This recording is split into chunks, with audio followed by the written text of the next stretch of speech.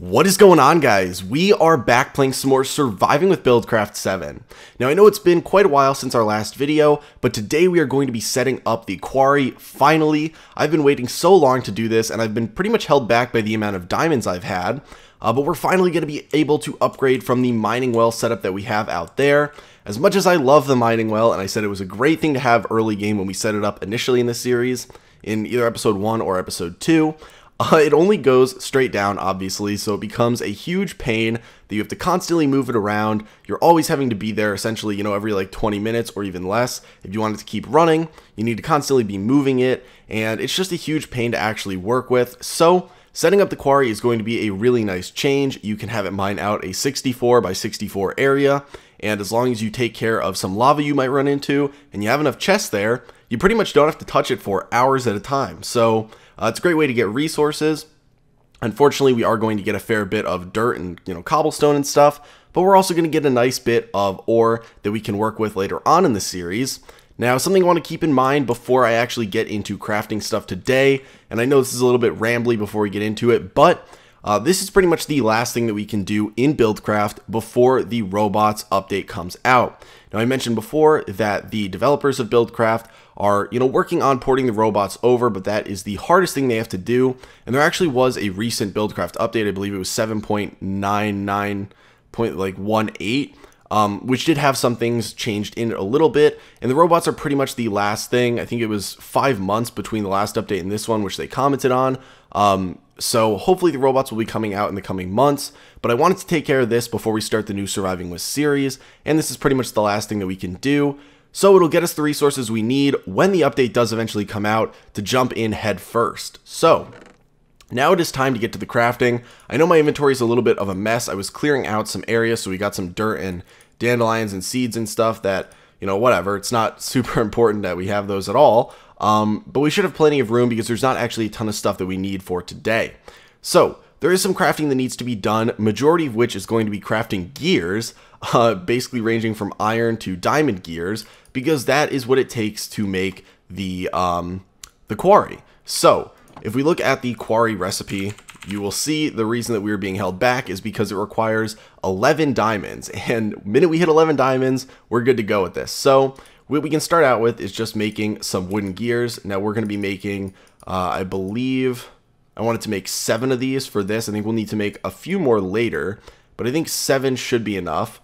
And then we're going to make, getting a little bit ahead of myself on that one, trying to jump straight into iron. But then we're going to upgrade all 7 of those to the stone gears. Then we got to make 4 iron gears. So don't want to make too many of those, or 3. We need 3 iron. No, we need to upgrade all of these to iron gears. I'm forgetting. So we got to go step by step. So we get 7 iron gears, and then we need to leave 3 of the iron gears and upgrade to 4 gold gears. So we only have enough gold to actually get to 4 gold gears, so we don't need to worry about going over on that. So we got our 3 iron, and then we are going to need to make 2 diamond gears, and then the rest of the diamond is saved for the diamond pick. Now, I find it funny that the first diamond pick that I'm making is not even going to be for myself to use. That's why I was saving the diamonds. It's why I've been stuck with a crappy iron pick this whole time, is because I never wanted to touch any diamonds I got until we had the Quarry, because I hate mining, and so the Quarry will help us avoid having to go and do that and save us quite a bit of time. So now all we need to do is actually craft the Quarry, which is great. But unfortunately, the Quarry is not able to function on its own. When you place it down on its own, it's going to give you I believe it's 9 by 9 area that will mine out. But that's not really that big of an area. We're still going to have to work with it quite a bit and, keep resetting it if we just use that. So I'm going to grab out some of the rest of the stuff in here that we're going to use for our crafting. And we are going to be making markers. They're landmarks. And you're going to use those. They're really cheap to make. You need 3 of them. It's just going to be a redstone torch and lapis over it. So it actually gives use for lapis for once. But we're going to make 3 landmarks. You could use 4. But the main purpose of these is to pretty much draw out the area that you want the Quarry to mine out. And because you put, you could put 4 corners down, if you have 3, it has a fine idea of where you want it to mine, so you don't need to put the 4th one down. But you could make 4 if you wanted to. I believe these pop off once you finish and you can pick them back up, so you should never need to make a ton of them. I could be wrong, but as far as I remember from back in the day, they always popped off and you could pick them back up. So that's going to allow us to mark where we need. Now the next thing is we are going to need to get power to this, and we are going to start using the combustion engine.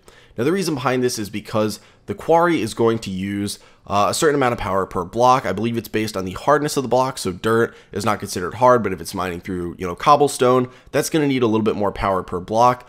But I believe it's a static amount of power per block depending on the hardness, and so if you put in more power, it should be able to mine it faster and move the arm faster. So instead of using Stirling engines like we've used up until now, we've got the oil to work with, or I guess we're going to be using the cool fuel to work with today. So we might as well use the combustion engine, and then we'll just have a pump going with it to make sure that it doesn't overheat. So the combustion engine is not actually that expensive to make. It's going to be a piston, glass, some iron, and some iron gears. So just really a lot of iron to work with, but we need to make 2 more gears. I probably should have made these earlier, but I was forgetting what we actually needed to make. So there we go. We got our 2 iron gears, and then we should have everything else. We're only going to make 1 combustion engine for now. We could put more on it if we wanted to, but I'm going to stick with 1 just because I'm not going to hook it up just yet to have automatic oil pumped in or fuel pumped in. I just want to manually transfer it so we can see how much we're going to get per layer from each bucket. We also don't have a ton of oil to work with. I keep saying oil. We have so many different things. We've got gaseous fuel, liquid fuel, and then we've got dense oil, I think. So we're going to be using the fuel. I keep saying oil, but we're going to be using the oil byproducts in this. But we have the combustion engine, and now the next thing is that we need the pump, and I believe we already have all this crafted.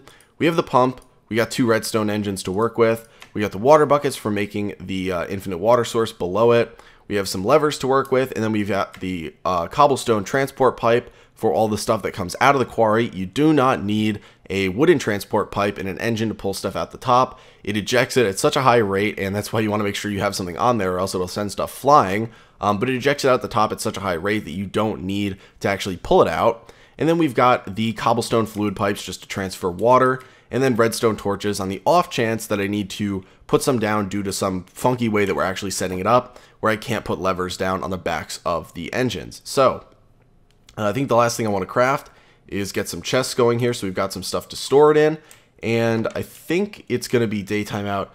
Okay, we actually don't have that much time of light left outside, so I think what I can do is maybe load a little bit more oil into this. I don't have a pump set up over here yet. I've just been manually transferring it because I wanted to see how much we were getting from each one, and it's also not too much of a pain. Eventually it will be when we have this setup running and I need a ton of this fuel down here, which is what we're going to be using. We have an excess of fuel up there.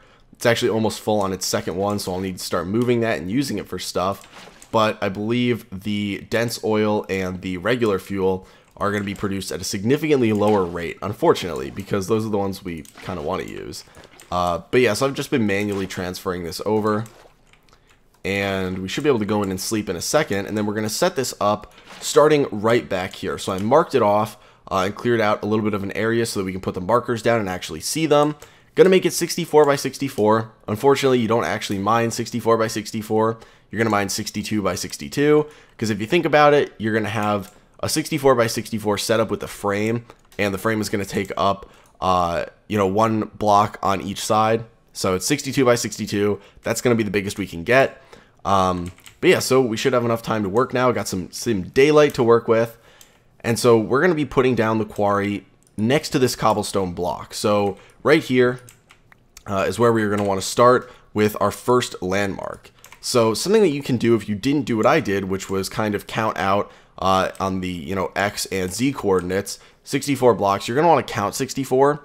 But if you don't need to clear out an area and walk in a straight path, if you take a redstone torch or a lever and you put it down next to a marker, you can get lines that extend out in every direction so that you can make sure that you are connecting these. So the whole purpose is supposed to be that if I wanted to run down here and I didn't want to go all the way through this hill, I'd be able to see on the other side, okay, we're supposed to follow this, and I believe right here is going to be 64.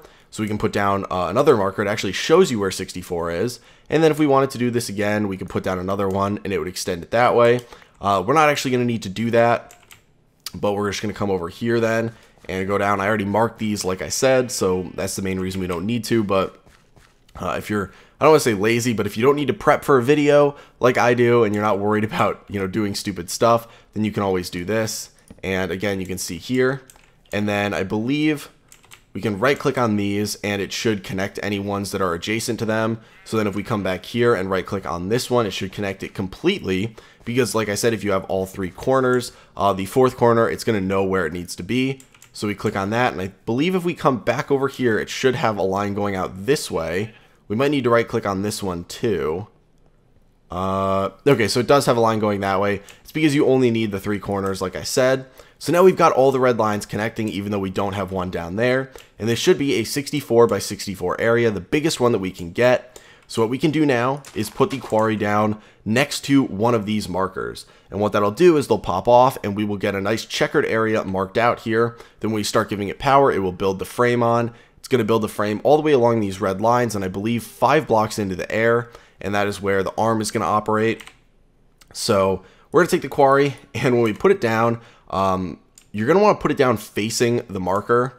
Just something like if you put it down facing this way, it's not actually going to register the marker.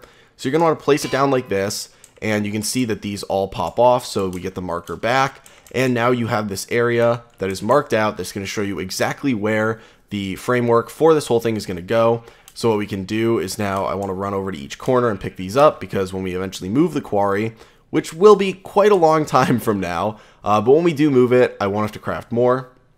I know they're really not that expensive, but you know, just in case, we'll grab all of them, and then we're pretty much good to start setting up the power and getting the pump going. And that's really the last thing we have to do. Once this starts running, it'll clear out the middle area. The biggest thing is that we are going to want to put water down at some point. Excuse me, sorry, got a little tickle in my throat there, but we're going to want to put water down at some point, because as it spreads, the only thing that will stop the quarry from running, either, you know, lack of power, a lack of, you know, chest space, actually that won't stop it from running, but a lack of power, and if it hits lava. So if we put water down, if it were to ever hit lava, it would be able to go right through it, because it would turn it into obsidian, and this can in fact mine obsidian. It takes a little bit of power compared to, you know, mining cobblestone or something, but it can in fact deal with obsidian. So we're going to do that once it goes down like one layer, and I'll just put it down in one corner, and it should be able to, you know, slowly keep going as it gets low enough, and by the time it would hit lava, it should be able to function. I believe that's the trick that people used before, so we'll see that that still works. But yeah, so now it's time to set up the power for this. So we're going to need to put down the combustion engine, and we're going to want to make sure that the water is coming to this before we actually start running it, and then we're going to want the chest to be set up over here. So I want to try and keep the chest that it's going to all the same, and we can just clear those out so that every time we move this, we're not constantly moving all the chests and stuff with it. So what we can do is take the, where are our cobblestone transport pipes, put them up here, and then we can run them to this chest and then to this chest, so we can run them along the top. I don't actually know how pipes interact when they both are hooked up to the chest like that, but we can hook them up like this. Oh, you know what, actually, what am I doing? Let me break this right here. We can save a lot of space if I break this, and I forgot the way that people always put them down before, back in the day. It feels so weird to say that, but back in the day, because this is what I always played with, and I always set up this quarry, because this was like, if you guys don't know, this was the go-to quarry to set up back in the day. Once you got this, you were golden. You were so set in Minecraft. So you would set them up like this. So you put them down in rows like that, and it would save space. So there we go. It looks a little bit nicer too. And I want to make sure that this isn't here, because it's going to destroy that.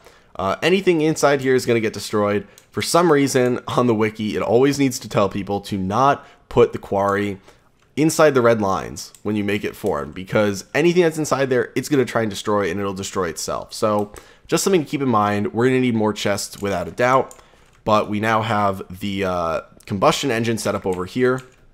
And because we're going to be bucketing in initially the fuel to this, we're just going to need to get water going in, which means we are going to need our pump. And I'm going to set that up probably right over here in a little bit of an open area. So we'll put the pump there, we'll put the redstone engines there, and then we'll put the levers on the back of each one just so it looks a little bit nicer.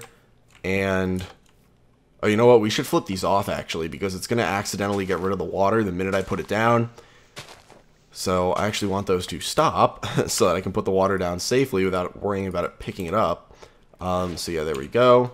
And there we go. So now it should be able to start sucking water out. and we shouldn't have to worry about losing that. I am going to pick up some more water. Like I said, we're going to want to put some down in there. And then we're just going to have to pipe this over. So we'll get our cobblestone fluid pipe. And I think we can pipe it into the side, right? That should be fine. That way we can put the lever on the back. So if we look inside here, you can see it can store up to 10 buckets of water. I believe it should output 6 MJ per tick, I think. It should never store any. It should be able to input all of it into here. And I believe per bucket of fuel that we're putting in, we should get 150,000 MJ. So it should be able to get us a fair bit of mining done per bucket, but we'll see. So at this point, we should pretty much be good to bucket it over. I don't think we're forgetting anything. We just got to throw the lever on the back of this so that we can start it when it's good to go. And we will grab out our fuel, throw it in there. You can see that it fills up this portion then. And we should be able to flip it and have it go. So you can see it starts running. It's outputting the 6 MJ per tick. And it's going to start getting rid of all of the stuff in the center here. Now, this is going to take quite some time. The reason it does this is because it doesn't want to start building the framework yet until stuff in the center is cleared out. So it's going to use this laser right here, clear out all the stuff in the center. And then once all of that is clear, it's not going to start mining down. It's going to build the pipes and the framework out for each side along all of these. And then it'll start mining down finally once the arm is in place. So we're not actually going to get anything from this for a little bit now because it's got to clear out a huge area. I think I could manually help clear this out, but I don't really feel like doing that. And you can see that we're burning through fuel actually pretty quick.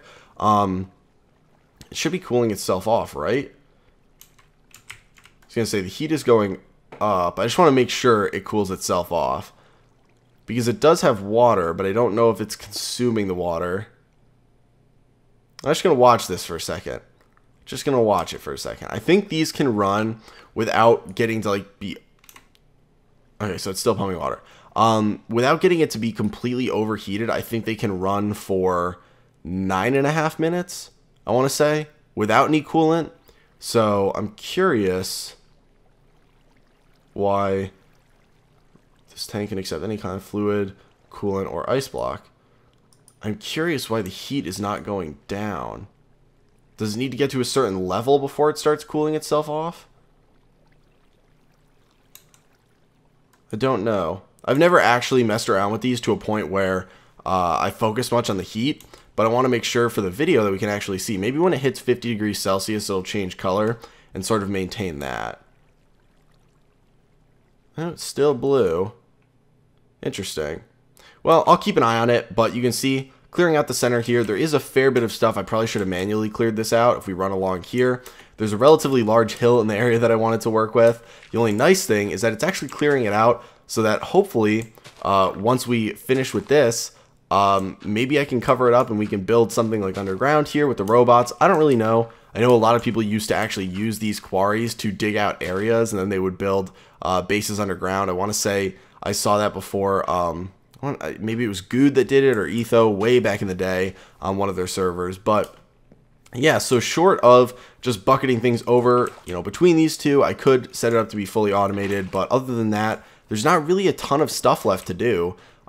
Just letting this stuff run, getting resources, and that is why we are going to be starting the new Surviving With series as the next episode that'll be coming out later this week. And I don't know if I already mentioned it, but I did say on Twitter to everyone what the new series is going to be, sort of as a little incentive for people to actually go follow me on Twitter so that they can stay up to date. I don't want to say I'm much more active on Twitter, but it's really hard for me to let people know on YouTube what's going on. If something happens, if schoolwork's getting me bogged down, or if, I'm having trouble with getting videos out or stuff like that. So it's definitely good to follow me on Twitter, as I've always said. So I would urge you guys to go do that. You can check it out there if you want to see what the new Surviving With series is going to be.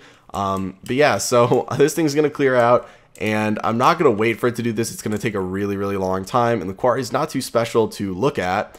But it's functioning fine. The only thing you want to keep in mind is once it mines down one level, maybe put a water bucket right there. And then as it goes down, it will expand out and out and out and out and out and cover the whole area. Eventually, once you get down maybe like 8 or 9 levels, it should cover the whole area, I want to say. Maybe a little bit more.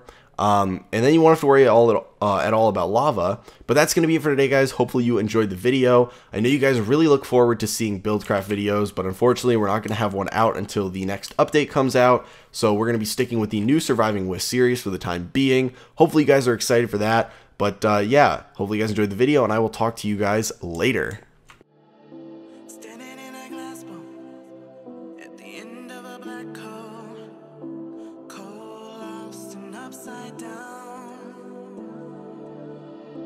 Faces swirling past me, all my memories rolling vastly.